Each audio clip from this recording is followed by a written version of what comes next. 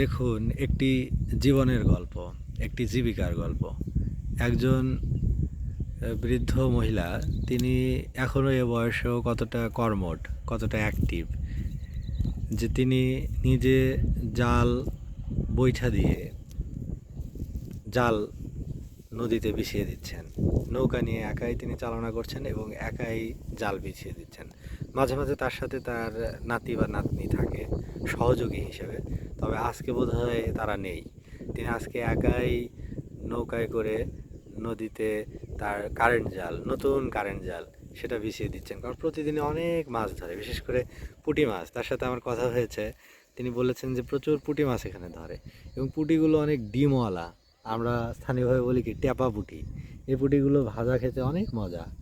পুঁটি মাছ অনেক দেশীয় মাছ হলে অনেক সুস্বাদু মাছ। তবে এখন তো পুঁটি অনেক কমে গিয়েছে, কারণ জলাশয়ের সংখ্যা কম, নদীর সংখ্যা কম। তবে এরকম মুক্ত জলাশয়ের মাছ খেতে কিন্তু আসলে খুব ভালো লাগে।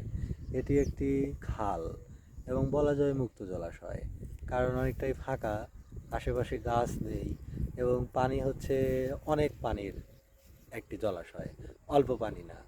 সেজন্য এই মাছগুলো খেতে সুস্বাদু লাগে। এসব নদীর গুচি মাছ হোক, চিংড়ি হোক, ট্যাংরা হোক, বেলে হোক বা পুঁটি হোক, সব মাছই আসলে খেতে অত্যন্ত সুস্বাদু। ছোটো মাছের স্বাদ আসলে অত্যন্ত বেশি।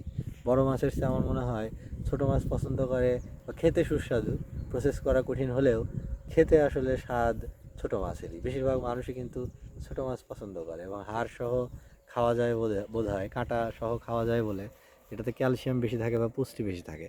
দেখুন, একটি গ্রামের ভিতরে আরেকটি গ্রাম, মানে এটা তো একটা গ্রাম, গ্রামের ভিতরে জমির ভিতরে একটি খাল চলে গেছে। সেখানে এই জায়গাটাতে বোধহয় মনে হচ্ছে যে আলাদাই একটা বাস্তু সংস্থান, আলাদা একটা ইকোসিস্টেম, এবং এটাই আবার নিজস্ব একটা ধারা। গ্রামের ভিতরে আরেকটি গ্রামের গল্প। দেখুন, জীবন ও জীবিকার গল্প। আমাদেরকেও দেখুন, আমরা বসে আছি, লামিশা বসে আছে এবং লামিশার মামা, আমরা দুজন বসে আছি এখানে। এই সৌন্দর্যটা উপভোগ করছি, এই যে জাল বিছানাটা উপভোগ করছি। এখানে প্রজাপতির উড়ে চলা দেখছি, আকাশে পাখিরা উড়ে যাচ্ছে, সেগুলো দেখছি। আকাশ জুড়ে পাখি উড়ে যাচ্ছে, সেই দৃশ্যটা, এবং এই যে মেঘলা আকাশ এবং দমকা বাতাস, বা এই যে প্রকৃতির যে বিকেলবেলা যে সুন্দর একটি মিষ্টি আবহাওয়া, সেটি আমরা উপভোগ করছি। প্রকৃতিতে সময় লাস্ট কবে কাটিয়েছেন মনে আছে কি আপনার? এরকম একটি খালের পাড়ে, বোধহয় অনেক দিনই এরকম একটা খালের পাড়ে বসা হয়নি। আমরা নদীর পাড়ে বসি, কিন্তু এরকম এই যে মধ্য জমির ভিতরে চলে গিয়েছে এবং এত সুন্দর জায়গা, মানে অনেক সুন্দর জায়গা, সবুজ চারপাশে, মানে green is everywhere, and we are beside the canal. Gentle breeze is coming, gentle breeze is flowing. The chirping sounds of birds, the flying of butterflies, the dancing grasshopper, etc. Everything are here. So it is quite amazing.